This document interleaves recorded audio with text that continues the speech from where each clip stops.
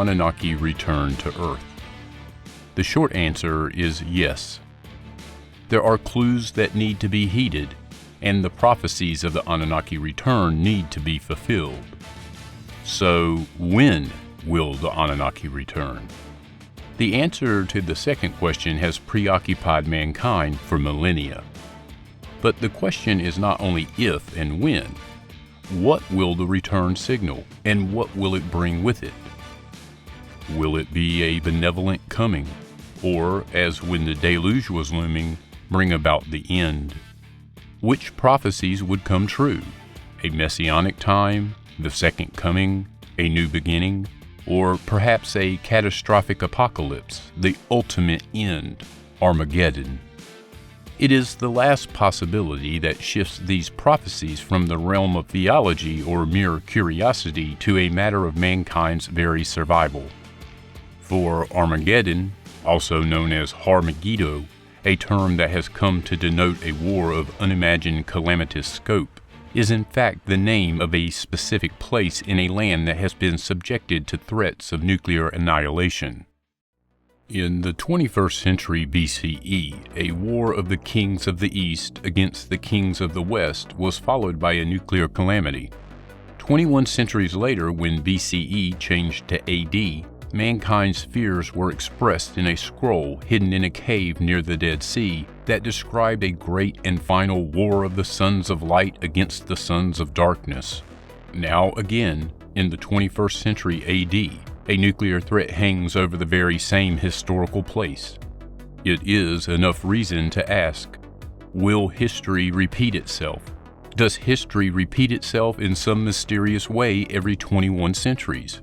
A war, an annihilating conflagration, has been depicted as part of the end-of-days scenario in Ezekiel, though Gog of the land of Magog, or Gog and Magog, are foreseen as the principal instigators in that final war. The list of combatants that shall be sucked into the battles encompassed virtually every nation of note, and the focus of the conflagration shall be the dwellers of the navel of the earth, the people of Jerusalem according to the Bible, but the people of Babylon as a replacement for Nippur to those for whom the clock stopped there.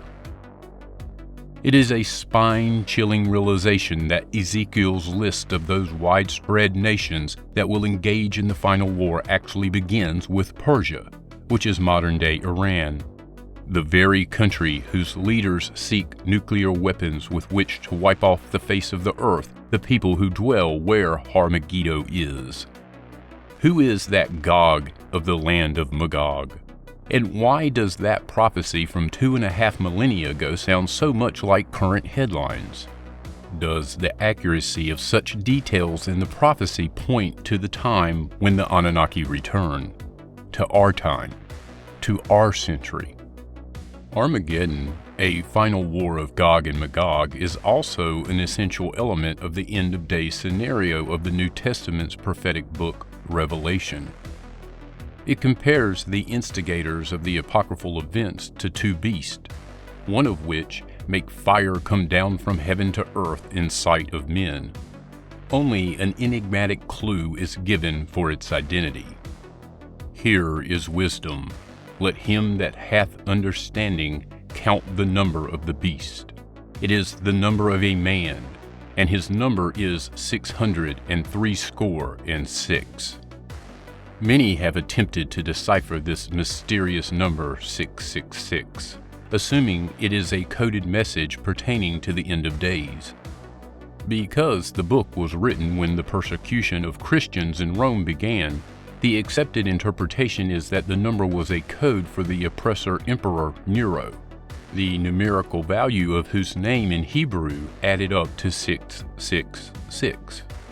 The fact that he had been to the space platform in Baalbek, possibly to inaugurate the Temple of Jupiter there in the year 60 AD, may or may not have a bearing on the 666 puzzle.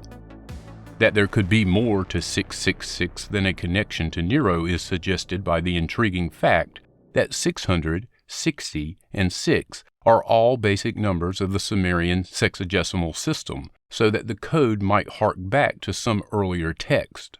There were 600 Anunnaki, Anu's numerical rank was 60. Ishkur, or Adad's rank, was 6.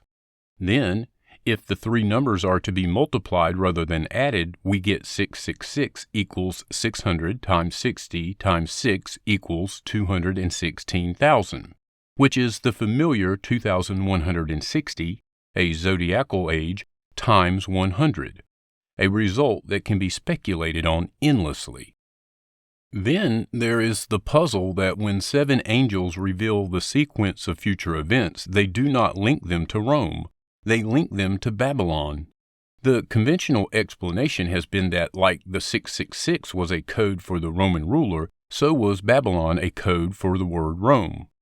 But Babylon was already gone for centuries when Revelation was written, and Revelation, speaking of Babylon, unmistakably links the prophecies to the great river Euphrates, even describing how the 6th angel poured out his vial upon the great river Euphrates, drying it up so that the kings of the east would be joined in fighting.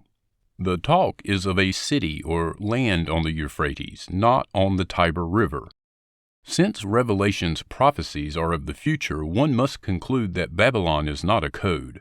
Babylon means Babylon, a future Babylon that will get involved in the war of Armageddon, which verse 1616 correctly explains as the name of a place in the Hebrew tongue, Har-Megiddo, Mount Megiddo in Israel.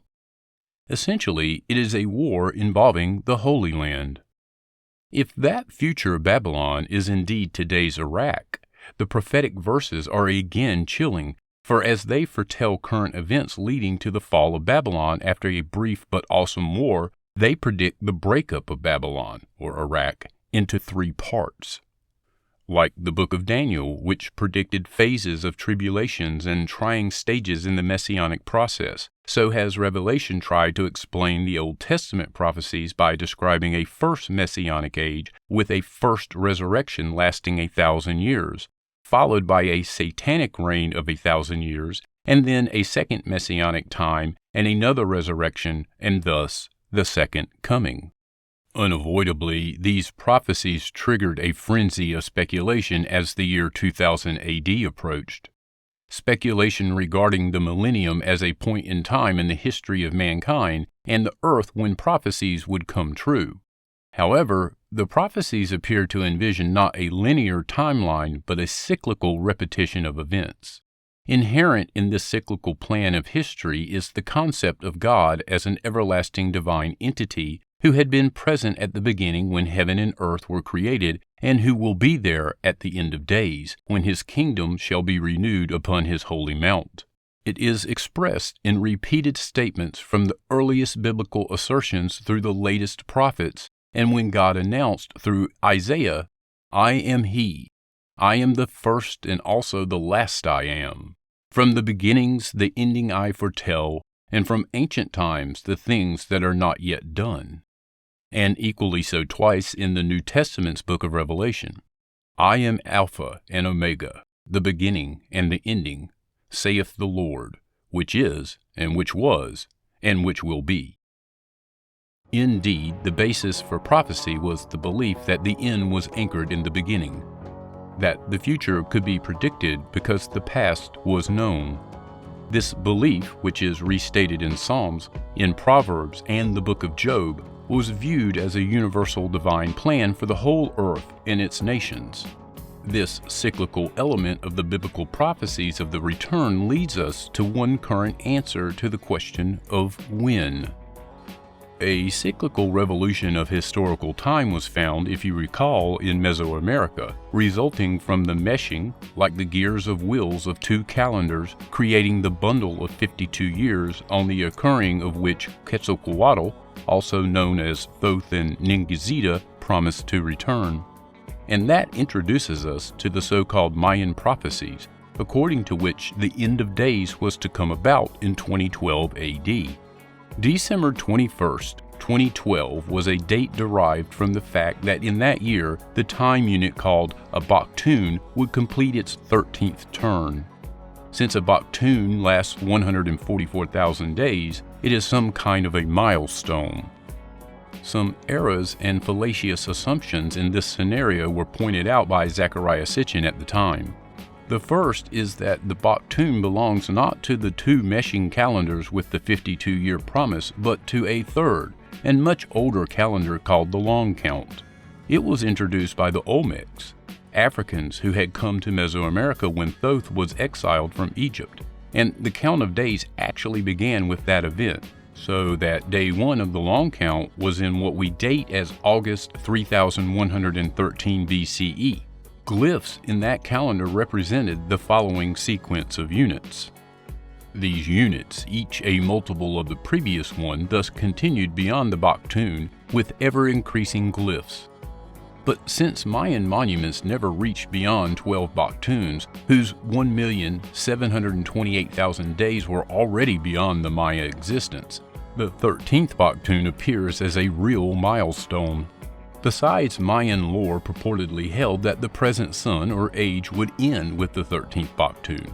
So when its number of days, 144,000 times 13, equaling 1,872,000, is divided by 365.25, it results in the passage of 5,125 years.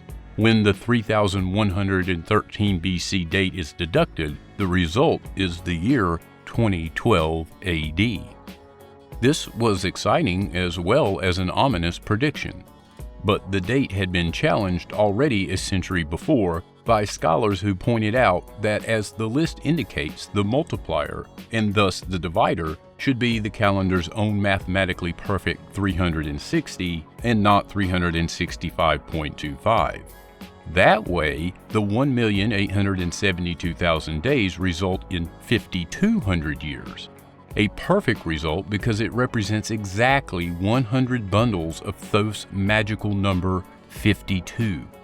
Thus calculated, Thoth's magical year of return would be 2087 AD. The next problem was that the long count is a linear time count and not the required cyclical one, so that its counted days could roll onto the 14th Baktun and the 15th Baktun and on and on.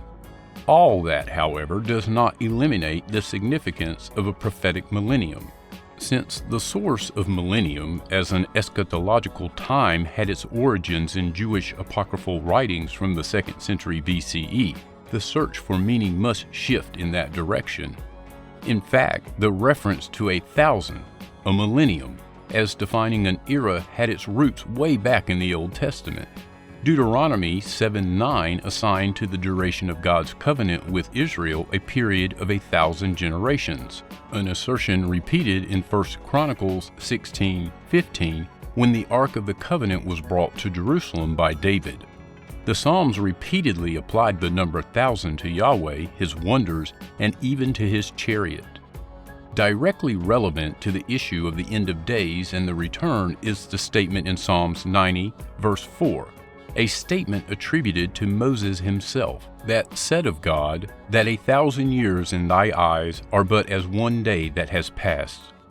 This statement has given rise to speculation, which started soon after the Roman destruction of the temple, that it was a way to figure out the elusive messianic end of days.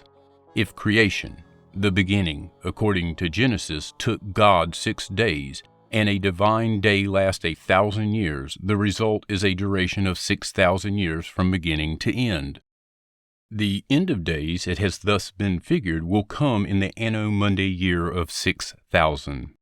Applied to the Hebrew calendar of Nippur that began in 3760 BCE, this means that the end of days will occur in 2240 AD. This third end of days calculation may be disappointing or comforting. It depends on one's expectations. The beauty of this calculation is that it is in perfect harmony with the Sumerian sexagesimal system. It might even prove in the future to be correct, but it's unlikely because it's a cyclical time unit that is called for by the prophecies. With none of the modern predicted dates workable, one must look back at the olden formulas and do what had been advised in Isaiah.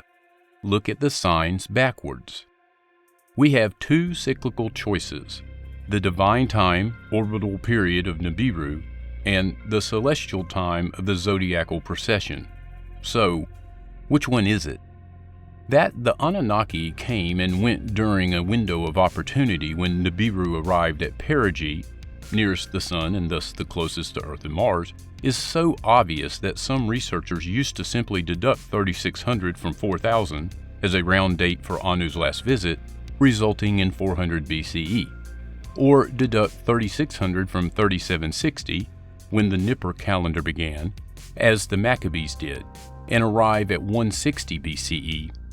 Either way, the next arrival of Nibiru is way in the distant future.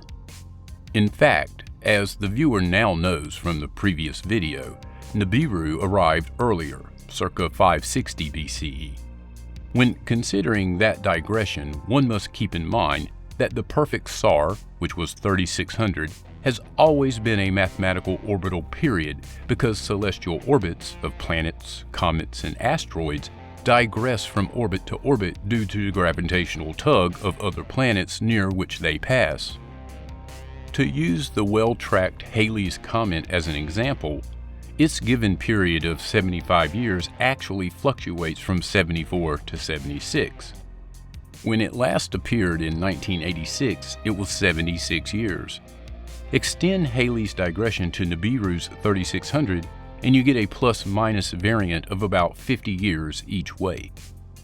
There is one other reason for wondering why Nibiru had digressed so much from its original SAR, the unusual occurrence of the Deluge circa 10,900 BCE. During its 120 SARs before the Deluge, Nibiru orbited without causing such a catastrophe.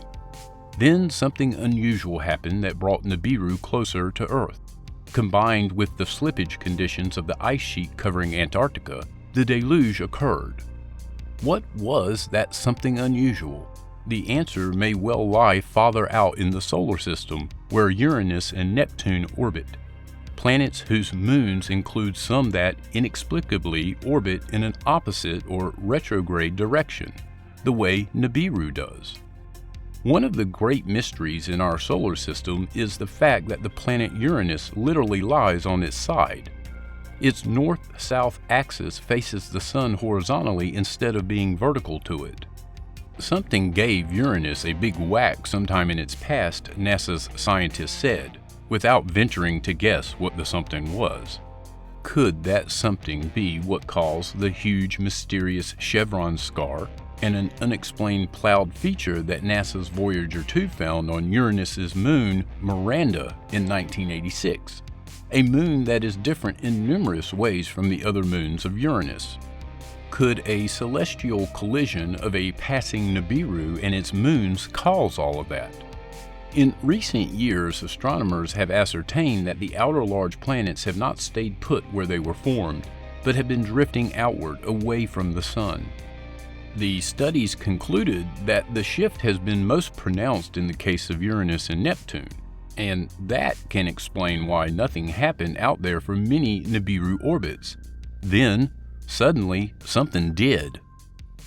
It is not implausible to assume that on its deluge orbit, Nibiru encountered the drifting Uranus, and one of Nibiru's moons struck Uranus, tilting it on its side. It could even be that the strike weapon was the enigmatic moon Miranda, a moon of Nibiru, striking Uranus and ending up captured to orbit Uranus. Such an occurrence would have affected the orbit of Nibiru, slowing it down to about 3,450 Earth years rather than 3,600, and resulting in a post-diluvial reappearance schedule of circa 7,450, circa 4,000, and circa 550 BCE. If that is what had happened, it would explain the early arrival of Nibiru in 556 BCE, and suggest that its next arrival will be circa 2900 AD. For those who associate the prophesied cataclysmic events with the return of Nibiru, Planet X to some, the time is not at hand. But any notion that the Anunnaki limited their comings and goings to a single short window at the planet's perigee is, however, incorrect. They could keep coming and going at other times as well. The ancient texts record numerous instances of back and forth travel by the gods with no indication of a link to the planet's proximity. There are also a number of tales of Earth-Nibiru travel by Earthlings that omit any assertion of Nibiru seen in the skies. A site stressed, on the other hand, when Anu visited Earth circa 4000 BCE. In one instance, Adapa, a son of Enki by an Earthling woman, who was given wisdom but not immortality, paid a very short visit to Nibiru, accompanied by the gods Dumuzi and Ningizida. Enoch, emulating the Sumerian Enmeteranki, also came and went twice in his lifetime on Earth. This was possible in at least two ways. One by a spaceship accelerating on Nibiru's incoming phase, from point A, arriving well ahead of perigee time, the other by decelerating a spacecraft at point B during Nibiru's outbound phase, falling back toward the Sun, and thus to Earth and Mars. A short visit to Earth, like the one by Anu, could take place by combining A for arrival and B for outbound departure. A short visit to Nibiru, as by Adapa, could take place by reversing the procedure, by leaving Earth to intercept Nibiru at A and departing from Nibiru at B for the return to Earth, and so on. This is important for the viewer to understand. A return of the Anunnaki at a time other than Nibiru's return can thus take place. And for that we are left with the other cyclical time, the Zodiacal time. Celestial time is a distinct time, but serves as a link between earthly time, our planet's orbital cycle, and divine time, the clock of the Anunnaki's planet. If the expected return will be of the Anunnaki rather than of their planet, then it behooves us to seek the solution to the enigmas of gods and men through the clock that has linked them, the cyclical zodiac of celestial time. It was invented, after all, by the Anunnaki as a way to reconcile the two cycles. Their ratio, 3600 for Nibiru and 2160 for a zodiacal age, was the golden ratio of 10:6. It resulted in the sexagesimal system on which Sumerian mathematics and astronomy were based. The astronomer Berosus, who was a priest of Bel-Marduk, deemed the zodiacal ages to be turning points in the affairs of gods and men, and held that the world periodically undergoes apocalyptic catastrophes either by water or by fire, whose timing is determined by heavenly phenomena. Like his counterpart Manetho in Egypt, he also divided prehistory and history into divine, semi-divine, and post-divine phases, with a grand total of 2,160,000 years of the duration of this world. This is exactly 1,000 zodiacal ages. Scholars studying ancient clay tablets dealing with mathematics and astronomy were astounded to discover that the tablets used the fantastic number 12,960,000 as a starting point. They concluded this could only be related to the zodiacal ages of 2,160, whose multiples result in 12,960, or 129,600, or 1,296,000. And the fantastic number with which these ancient lists begin, 12,960,000, is a multiple of 2,160 by 6,000, as in the divine 6 days of creation. It seems apparent that the major events, when the affairs of the gods affected the affairs of men, were linked to zodiacal ages. As each age began, something momentous took place. The age of Taurus signaled the grant of civilization to mankind. The age of Aries was ushered in by the nuclear upheaval and ended with the departure. The age of Pisces arrived with the destruction of the temple and the beginning of Christianity. Should one not wonder whether the prophetic end of days really means the end of a zodiacal age?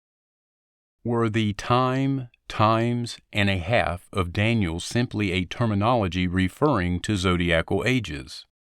The possibility was pondered some 3 centuries ago by none other than Sir Isaac Newton. Best known for his formulation of the natural laws governing celestial motions, such as planets orbiting the sun, his interest also lay in religious thought, and he wrote lengthy treatises about the Bible and biblical prophecies. He considered the celestial motions that he formulated to be the mechanics of God, and he strongly believed that the scientific discoveries that began with Galileo and Copernicus and were continued by him were meant to happen when they did. This led him to pay particular attention to the mathematics of Daniel. In March 2003, the BBC startled the scientific and religious establishments with a program on Newton that revealed the existence of a document, handwritten by him on front and back, that calculated the end of days according to Daniel's prophecies. Newton wrote his numerical calculations on one side of the sheet and his analysis of the calculations as 7 propositions on the paper's other side. A close examination of the document reveals that the numbers that he used in the calculations include 216 and 2160 several times. This indicates that he was thinking of zodiacal time. To him, that was the Messianic clock. He summed up his conclusions by writing down a set of 3 not before and not later than dates for Daniel's prophetic clues. Between 2132 and 2370, according to one clue given to Daniel, between 2090 and 2374, according to a second clue, and between 2060 and 2370 for the crucial time, times, and a half time. Sir Isaac Newton predicted the world would end in the year 2060, the BBC announced. Not exactly, but he was not far off the mark in 2 of his not earlier than dates, which were 2060 and 2090. The original document of the great Englishman is now kept in the Department of Manuscripts and Archives of the Jewish National and University Library in Jerusalem. A coincidence? It was in 1990 that the Phobos incident was first publicly revealed. It concerned the loss in 1989 of a Soviet spacecraft sent to explore Mars and its possibly hollow moonlet called Phobos. In fact, not 1 but 2 Soviet spacecraft were lost. Named Phobos I and Phobos II, they were launched in 1988 to reach Mars in 1989. Though a Soviet project, it was supported by NASA and European agencies. Phobos I just vanished. No details or explanation were ever publicly given. Phobos II did make it to Mars and started to send back photographs taken by 2 cameras, a regular one and an infrared one. Amazingly, or alarmingly, they included pictures of the shadow of a cigar-shaped object flying in the planet's skies between the Soviet craft and the surface of Mars. The Soviet mission chiefs described the object that cast the shadow as something which some may call a flying saucer. Immediately, the spacecraft was directed to shift from Mars orbit to approach the moonlet, and from a distance of 50 yards, bombard it with laser beams. The last picture Phobos II sent showed a missile coming at it from the moonlet. Immediately after that, the spacecraft went into a spin and stopped transmitting, destroyed by the mysterious missile.